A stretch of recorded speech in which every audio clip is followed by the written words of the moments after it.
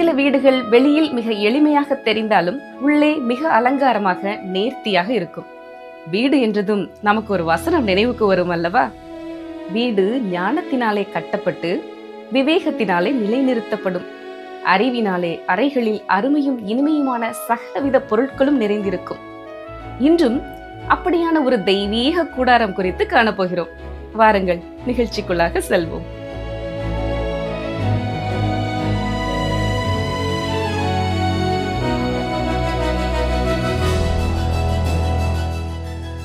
தவறாமல் வேதாராய்ச்சி நிகழ்ச்சியிலே பங்கு பெறும் உங்களை இந்த நிகழ்ச்சிக்கும் அன்போடு வரவேற்கிறோம்.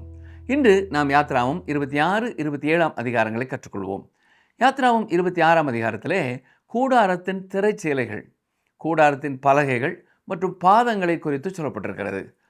முக்கிய ஆசரிப்பு கூடாரத்தின் மேல் 4 அடுக்கு மூடல்கள் இருந்தன. அவற்றிலே முதலாவது மூடல் மெல்லிய நார்பட்டினால் ஆனதாக இருந்தது. அது 30 முழ நீளமும் 10 முழ அகலமும் 10 முழ உயரமும் கொண்ட கூடாரத்தின் பகுதியை மூடியிருந்தது. இந்த நாற்பட்டு மூடல் கூடாரத்தின் பக்கவாட்டு பகுதிகளில் கீழ் நோக்கி தொங்கிய போதிலும் அது தரையை தொட அனுமதிக்கப்படவில்லை. கவனிங்கள், யாத்ராகமம் 26 அதிகாரம் 1 வசனம். மேலும் திரித்த மெல்லிய பஞ்சு நூலினாலும் இளநீல நூலினாலும் இரத்தாம்பர நூலினாலும் சிவப்பு நூலினாலும் நெய்யப்பட்ட 10 மூடு திரைகளால் வாசஸ்தலத்தை உண்டு பண்ணுவாயாக. அவைகளில் விசித்திர வேலையாய் கேருபின்களை செய்ய கடவாய். அந்த நாற்பட்டு மூடல் மிகவும் அழகியதாகவும் நுணுக்கமான வேலைப்பாடுகளின் வெளிப்பாடாகவும் அமைந்திருந்தது. யாத்ராகமம் 26:7 வாசஸ்தலத்தின் மேல் கூடாரமாக போடும்படி ஆட்டு மயிரால் 11 மூடு திரைகளை உண்டு பண்ணுவாயாக. இந்த திரைச்சீலைகள் ஒன்றோடு ஒன்று சேர்த்து தைக்கப்பட வேண்டியதாக இருந்தது. யாத்ராகமம் 26:8 பாருங்கள். ஒவ்வொரு மூடு திரை 30 முழ நீளமும் 4 முழ அகலமுமாய் இருக்க வேண்டும். 11 மூடு திரைகளும் ஒரே அளவாய் இருக்க வேண்டும். ஒரு திரைச்சீலையின் நீளம் 30 முழமாக இருக்க வேண்டும். அதாவது அது கூடாரத்தின் மேல் பகுதியையும் பக்கவாட்டு பகுதிகளையும் சரியாக மூடக்கூடியதாக இருந்தது. மேலும் இவை வளையங்கள் மற்றும் கொக்கிகளின் உதவியுடன் ஒன்றோடு ஒன்று இணைக்கப்பட்டிருந்தன. யாத்ராகமம் 26 அதிகாரம் 14 வசனம். சிவப்பு தீர்ந்த ஆட்டுக்கடா தோலினால் கூடாரத்திற்கு ஒரு மூடியையும் அதன் மேல் தகசு தோலால் ஒரு மூடியையும் உண்டு பண்ணுவாயாக. மூன்றாவது மூடல் சிவப்பு சாயம் தோய்க்கப்பட்ட ஆட்டுக்கடா தோலினாலும், 4வது மூடல் நீர்நாய் தோலினாலும், அல்லது இன்னும் துல்லியமாக சொல்வதென்றால் கடல் நாய் தோலினால் செய்யப்பட்டிருந்தது. அந்த காலத்திலே பெண்கள் கடல் நாய் தோலினாலான உடைகளை அணிவது வழக்கம். ஒருவேளை கடல் நாய் தோலினாலான மூடியை முதலிலே அணிந்து கொண்ட கூடாரம் இதுவாகத்தான் இருக்கும். இந்த மூடல்கள் ஒவ்வொன்றும் ஒரு குறியீட்டு அர்த்தத்தை கொண்டதாய் இருந்தன. முதலாவது மூடல் கேருபின்களின் உருவங்கள் நெய்யப்பட்ட முறுக்கப்பட்ட மெல்லிய எகிப்திய நாற்பட்டினால் ஆனதாய் இருந்தது. இது தரையை தொடவில்லை என்பதுடன் இதன் அழகை கூட கூடாரத்தின் உட்பகுதியிலிருந்து மட்டுமே பார்க்க முடிந்தது. இந்த மூடல் வெளியிலிருந்து சற்றும் பார்க்க முடியாதபடி இருந்ததைப் போலவே, உண்மையை சொன்னால் கர்த்தராகிய இயேசு கிறிஸ்துவின் அழகையும் உலகத்தால் பார்க்க முடியாது.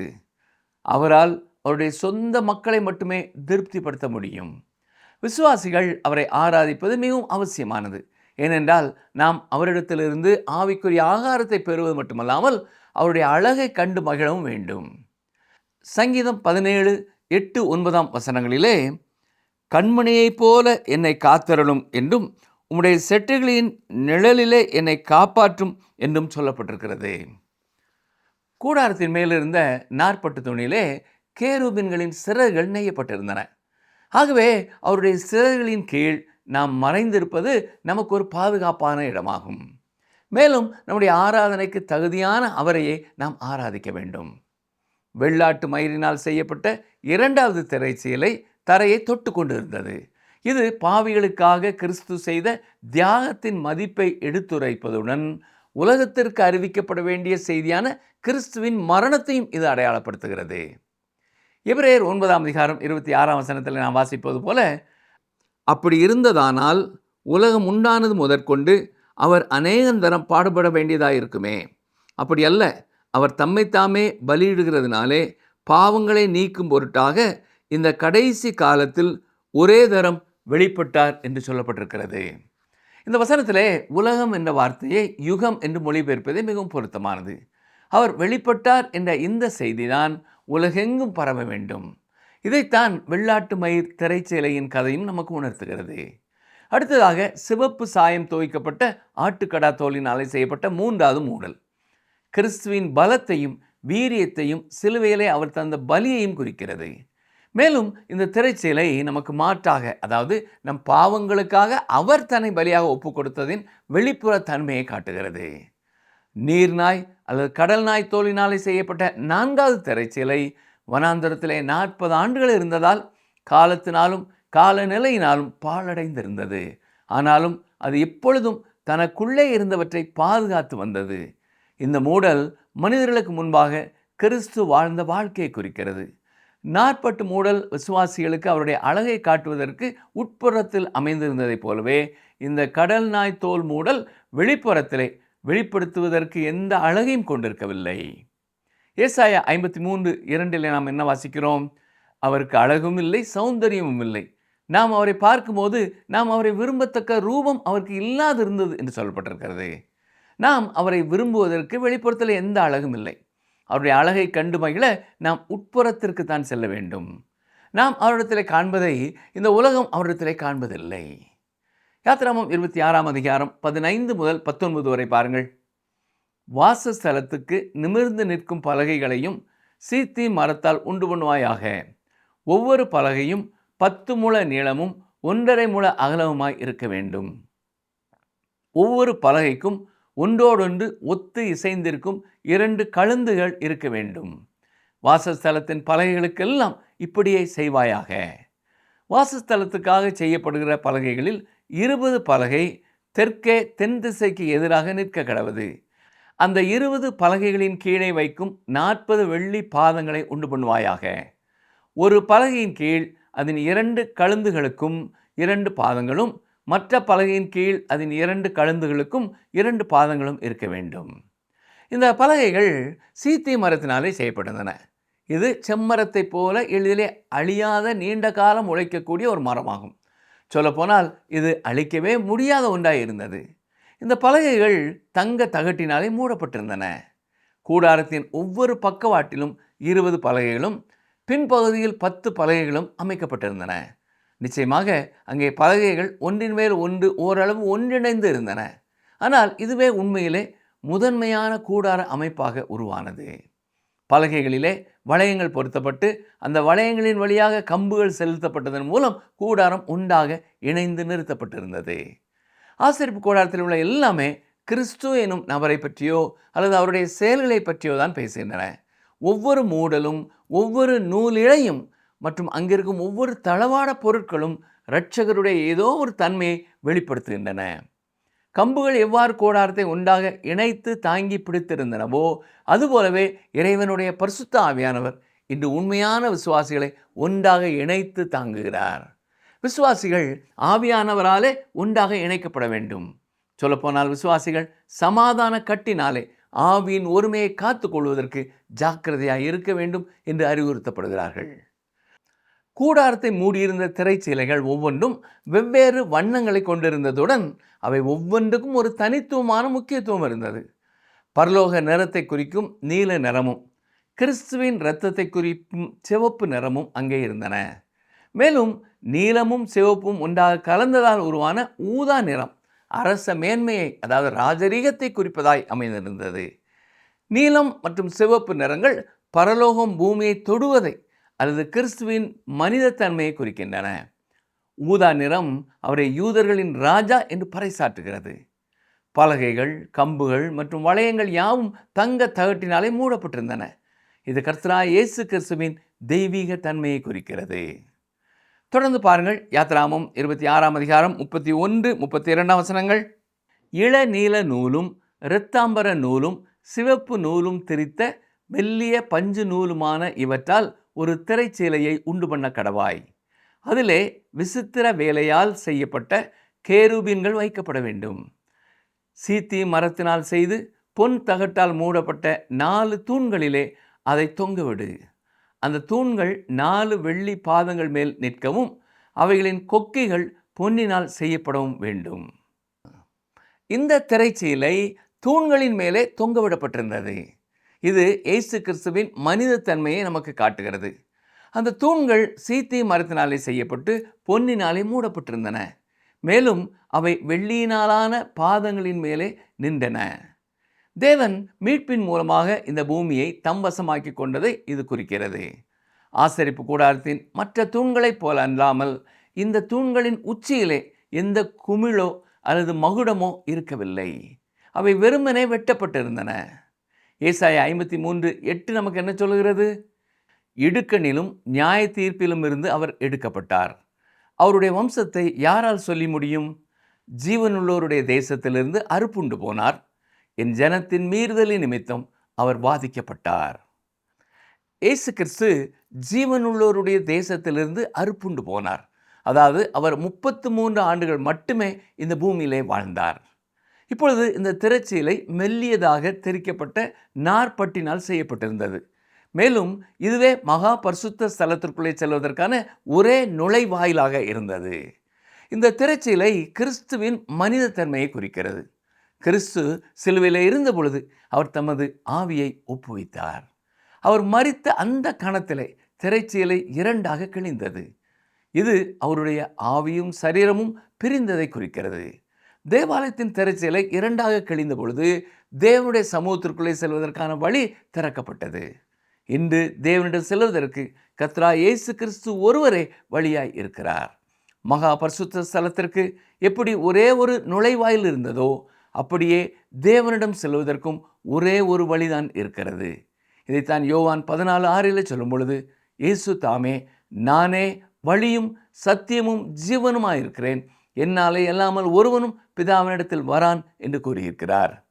நீங்கள் உண்மையுள்ளவர்களாக இருந்து ஏதோ ஒரு சபையை சேர்ந்தவர்களாக இருந்தால் தேவனிடம் வந்து விடலாம் என்று சிலர் நம்புகிறார்கள்.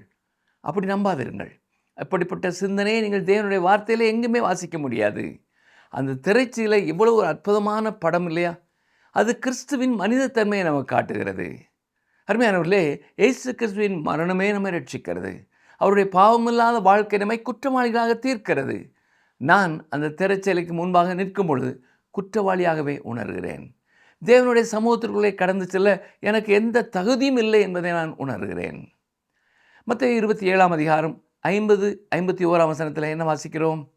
இயேசு மறுபடியும் மகா சத்தமாய் கூப்பிட்டு ஆவியை விட்டார்.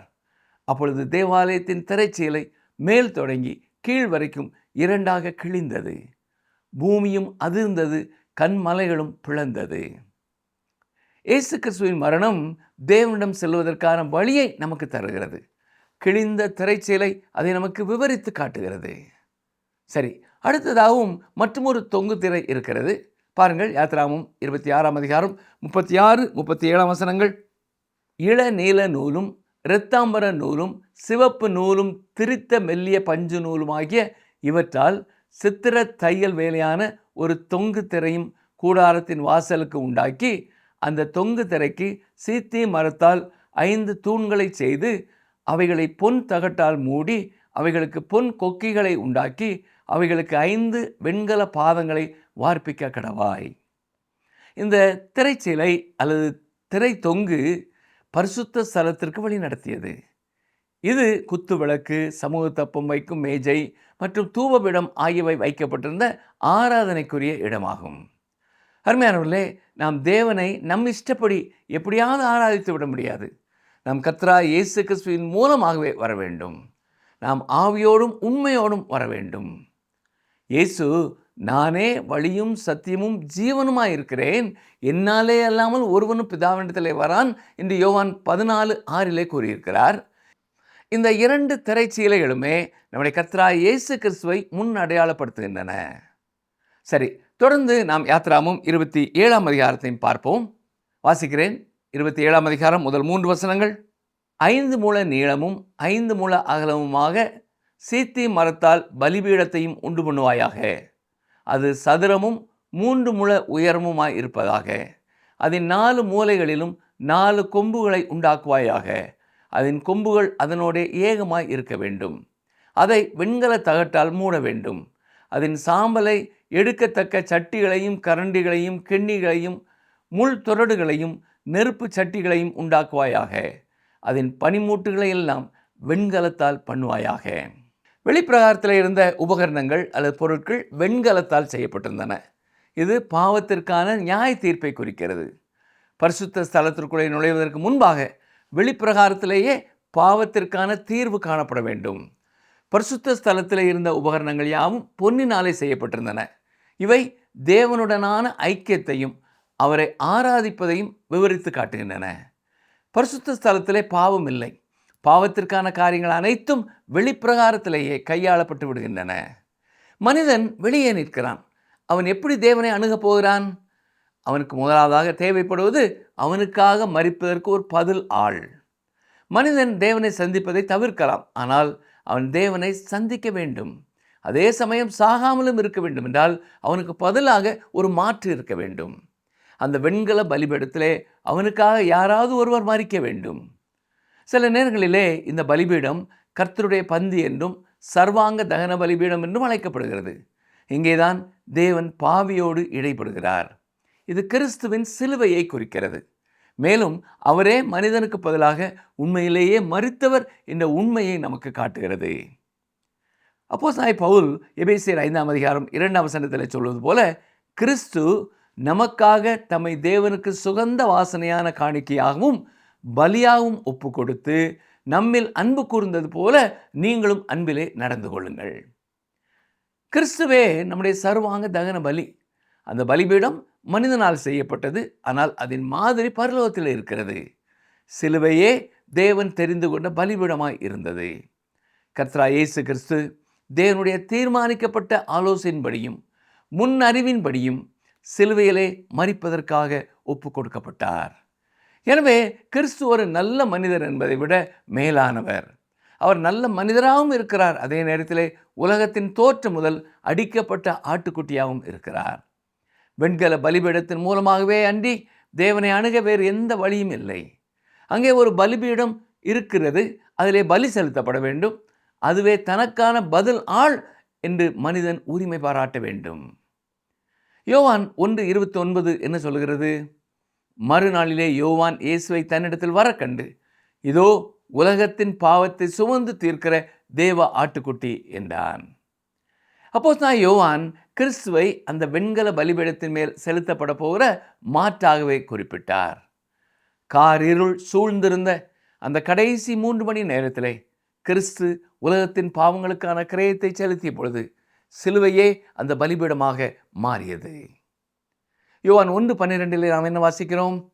அவருடைய நாமத்தின் மேல் விசுவாசம் உள்ளவர்களாய் அவரை ஏற்றுக்கொண்டவர்கள் எத்தனை பேர்களோ அத்தனை பேர்களும் தேவனுடைய பிள்ளைகளாக முடிய அவர்களுக்கு அதிகாரம் கொடுத்தார். மனிதன் அந்த வெண்கல பலிபீடத்திற்கு வரும் வரை அவனால் தேவனை ஆராதிக்கவோ ஜெபிக்கவோ அல்லது ஊழியம் செய்யவோ முடியாமல் இருந்தது. ஒவ்வொரு ஆசாரியனும் ஒவ்வொரு லேவியனும் இந்த பலிபீடத்திற்கு வந்தாக வேண்டியது இருந்தது. என்னை கேட்டுக்கொண்டிருக்கிற அருமையான சகோதரனே, அருமையான சகோதரியே, சிலுவையின் வழியே நம்மை பரலோக வீட்டிற்கு வழி நடத்துகிறது. கர்த்தராகிய இயேசு கிறிஸ்து அந்த வெண்கல பலிபீடத்தின் வழியாக கடந்து செல்லாதிருந்திருந்தால் தேவனிடம் சேருவதற்கான வாய்ப்பு நமக்கு யாருக்குமே கிடைத்திருக்காது. இயேசு கிறிஸ்து நமக்காக மரித்த ஆட்டுக்குட்டி மட்டுமல்ல, அவர் உயிர்த்தெழுந்த ஆட்டுக்குட்டியாயும் இருக்கிறார். அப்போஸ்தலனாகிய யோவான் வெளிப்படுத்தின விசேஷம் 5:6 என்ன சொல்கிறார்? அடிக்கப்பட்டிருந்த வண்ணமாயிருந்த ஒரு ஆட்டுக்குட்டியை கண்டதாக நமக்கு கூறுகிறார். அந்த வெண்கல பலிபீடம் ஆசரிப்பு கூடாரத்தின் நுழைவாயிலே நின்றது. கிறிஸ்துவின் சிலுவை பரலோகத்தின் முன்பாக நிற்கிறது. அது இந்த பூமியிலே தான் உயர்த்தப்பட்டது. ஆனால் இந்த சிலுவையின் மூலமாகவே அன்றி பரலோகத்திற்குள்ளே நுழைய வேறு வழியே இல்லை. பலிபீடத்தை மூடியிருந்த வெண்கலம் நியாய தீர்ப்பை குறிக்கிறது. வெண்கலத்தால் மூடப்பட்டிருந்த சீத்தி மரம் பலியாவதற்கான அவருடைய வல்லமையை குறிக்கிறது. கிறிஸ்துவின் சிலுவையை இது எவ்வளவு அழகாக விவரித்து காட்டுகிறது இல்லையா? பாருங்கள், யாத்ராகமம் 27ஆம் அதிகாரம் 9ஆம் வசனம். வாசஸ்தலத்துக்கு பிரகாரத்தையும் உண்டு பண்ணுவாயாக. தெற்கே தென் திசைக்கு எதிரான பிரகாரத்துக்கு திரித்த மெல்லிய பஞ்சு நூலால் செய்யப்பட்ட 100 முழ நீளமான தொங்கு திரைகள் இருக்க வேண்டும். வசனம் 16. பிராகாரத்தின் வாசலுக்கு இளநீல நூலாலும் இரத்தாம்பர நூலாலும் சிவப்பு நூலாலும் திரித்த மெல்லிய பஞ்சு நூலாலும் சித்திர தையல் வேலையாய் செய்யப்பட்ட 20 முழ நீளமான ஒரு தொங்கு திரையும் அதற்கு 4 தூண்களும் அவைகளுக்கு 4 பாதங்களும் இருக்க வேண்டும். மீண்டுமாக அந்த தொங்கு திரையின் நிறங்கள் ஒரு கதையை நமக்கு சொல்கிறது. நீல நிறம் பரலோகத்திற்குரிய நிறமாய் இருக்கிறது. இது கிறிஸ்து பரலோகத்திலிருந்து வந்தார் என்ற உண்மையை உணர்த்துகிறது. சிவப்பு நிறம் கிறிஸ்துவின் மனித தன்மையும் அவர் மனுக்குலத்திற்காக சிந்திய இரத்தத்தையும் குறிக்கிறது. ஊதா நிறம் என்பது நீலமும் சிவப்பும் கலந்த ஒரு கலவையாகும். இது ராஜரீகத்திற்குரிய நிறம். இது கிறிஸ்துவின் ராஜத்துவத்தை இது குறிக்கிறது. ஆசாரியர்களும் லேவியர்களும் பிரவேசிக்கிற பிரகாரத்தின் வாசலுக்கான தொங்கு திரை இதுவேதான். இந்த நுழைவாயில் 5 முழ உயரம் மட்டுமே உயரமுடையதாய் இருந்தது. ஆசரிப்பு கூடாரத்தின் வெளிப்புறத்தை சுற்றிலும் அமைக்கப்பட்டிருந்த வேலி 100 முழ நீளமும் 50 முழ அகலமும் கொண்டு சுற்றிலும் வெள்ளை நார்ப்பட்டினால் மூடப்பட்டிருந்தது. அது உள்ளே இருப்பவர்களையும் வெளியே இருப்பவர்களையும் பிரித்து காட்டியது. இந்த அதிகாரத்தின் முடிவு மிகவும் சுவாரஸ்யமானது. இது விளக்குக்கான எண்ணெயை பற்றி கூறுகிறது. மேலும் இந்த குறிப்பிட்ட இடத்திலே இந்த தலைப்பு கொண்டு வரப்பட்டிருப்பது சற்று விசித்திரமானதாகவும் இருக்கிறது. யாத்திராகமம் 27ஆம் அதிகாரம் 20ஆம் வசனம் பாருங்கள். குத்து விளக்கு எப்பொழுதும் எரிந்து கொண்டிருக்கும்படி இடித்து பிழிந்த தெளிவான ஒலிவ எண்ணெயை உன்னிடத்தில் கொண்டு வரும்படி இஸ்ரவேல் புத்திரருக்கு கட்டளையிடுவாயாக. ஏற்கனவே சுட்டிக்காட்டியபடி எண்ணெய் என்பது தேவனுடைய பரிசுத்த ஆவியானவரை குறிக்கிறது. குத்து விளக்கை குறித்த சகரியாவின் விளக்கம் இதை உறுதிப்படுத்துகிறது. பலத்தினாலும் அல்ல, பராக்கரத்தினாலும் அல்ல, என்னுடைய ஆவியினாலே ஆகும் என்று சேனைகளின் கர்த்தர் சொல்லுகிறார். அந்த வெளிச்சம் பரிசுத்த ஆவியானவர் தருகிற வெளிச்சமாயிருக்கிறது. பரிசுத்த ஆவியானவர் தம்மை குறித்து பேசாமல் கிறிஸ்துவின் காரியங்களை எடுத்து நமக்கு காண்பிக்கிறார். யாத்திராகமம் 27ஆம் அதிகாரம் 21ஆம் வசனம் பாருங்கள். ஆசரிப்பு கூடாரத்தில் சாட்சி சந்நிதிக்கு முன்னிற்கும் திரைச்சேலைக்கு வெளிப்புறமாக ஆரோனும் அவன் குமாரனும் சாயங்காலம் தொடங்கி விடியற்காலம் மட்டும் கர்த்தருடைய சன்னிதானத்தில் அந்த விளக்கை எரிய வைக்க கடவர்கள். இது இஸ்ரவேல் புத்திரருக்கு தலைமுறை தலைமுறையாக நித்திய கட்டளையாய் இருக்க கடவது. எரிகின்ற அந்த வெளிச்சம் கிறிஸ்துவை குறிக்கிறது. இப்பொழுது எல்லாமே மாறிவிட்டது. கர்த்தராய் இயேசு கிறிஸ்து பரலோகத்திற்கு திரும்பி சென்று விட்டார். மத்தேயு 5:14 நமக்கு என்ன சொல்கிறது? நீங்கள் உலகத்திற்கு வெளிச்சமாய் இருக்கிறீர்கள். நீங்களும் நானும் பெரிய அளவிலே வெளிச்சத்தை கொடுத்து விட முடியாது. தேவனுடைய ஆவியானவரால் மட்டுமே நம்மை பயன்படுத்த முடியும். வெளிப்படுத்தின விசேஷ புத்தகத்திலே கிறிஸ்துவை பற்றி நமக்கு காட்டப்படும் முதல் படம் அவர் குத்துவிளக்குகளின் மத்தியிலே உலாவுவதை காண்பிக்கிறது.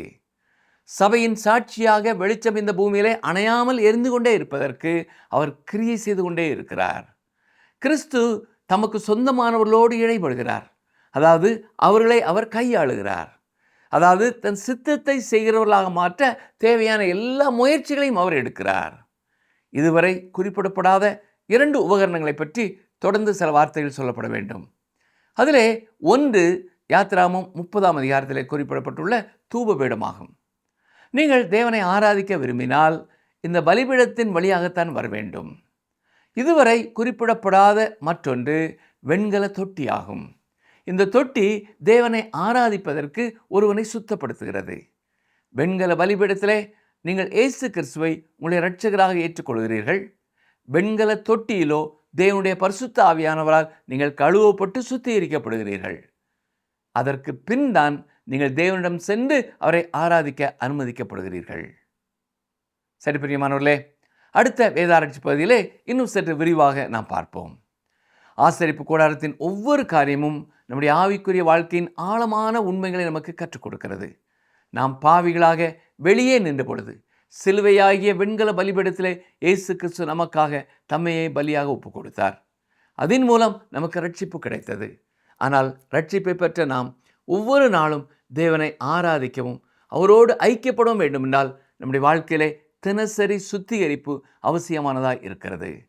அதைத்தான் இந்த வெண்கல தொட்டி நமக்கு நினைப்பூட்டுகிறது. நாம் இந்த உலகத்திலே வாழும் பொழுது ஏற்படுகிற கரைகளையும் பாவங்களையும் பரிசுத்த ஆவியானவருடைய துணையோடும் தேவனுடைய வார்த்தை என்னும் தண்ணீராலும் தினமும் கழுவி சுத்திகரிக்க வேண்டும். சுருக்கமாக சொன்னால் வெண்கல பலிபீடம் நம்முடைய ரட்சிப்பை குறிக்கிறது. வெண்கல தொட்டி நம்முடைய பரிசுத்தமாக்கப்படுதலை குறிக்கிறது. நாம் ரட்சிக்கப்பட்டது உண்மை என்றால் தினமும் நம்மை நாமே ஆராய்ந்து பார்த்து தூய்மையான இருதயத்தோடு தேவ சமூகத்திலே கடந்து செல்வோம். அப்பொழுதுதான் நம்முடைய ஆராதனையும் நம்முடைய ஜெபமும் தேவனுக்கு பிரியமான சுகந்த வாசனையாக இருக்க முடியும். இப்படிப்பட்ட ஒரு அற்புதமான வாழ்க்கையை கர்த்தர் தாமே நம் ஒவ்வொருவருக்கும் தருவாராக. ஆமேன்.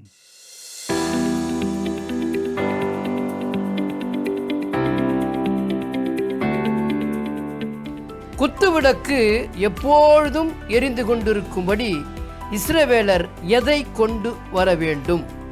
ஆப்ஷன் ஏ ஒலிவ எண்ணெய், ஆப்ஷன் பி எண்ணெய், ஆப்ஷன் சி இடித்து பிழிந்த தெளிவான ஒலிவ எண்ணெய்.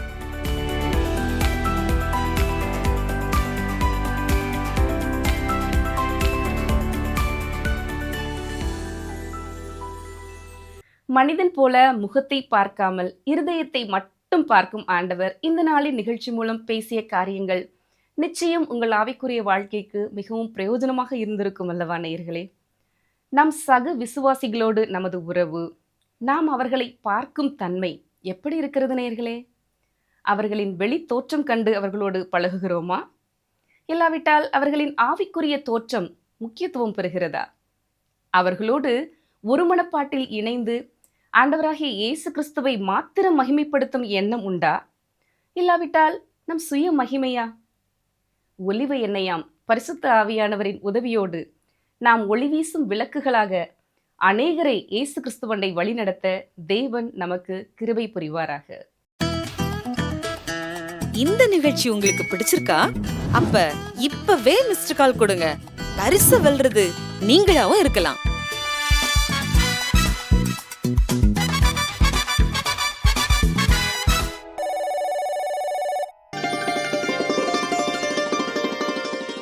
வருத்தப்பட்டு பாரம் சுமக்கிறவர்களே, நீங்கள் எல்லாரும் என்னிடத்தில் வாருங்கள், நான் உங்களுக்கு இளைப்பாறுதல் தருவேன். மத்தேயு 11:28.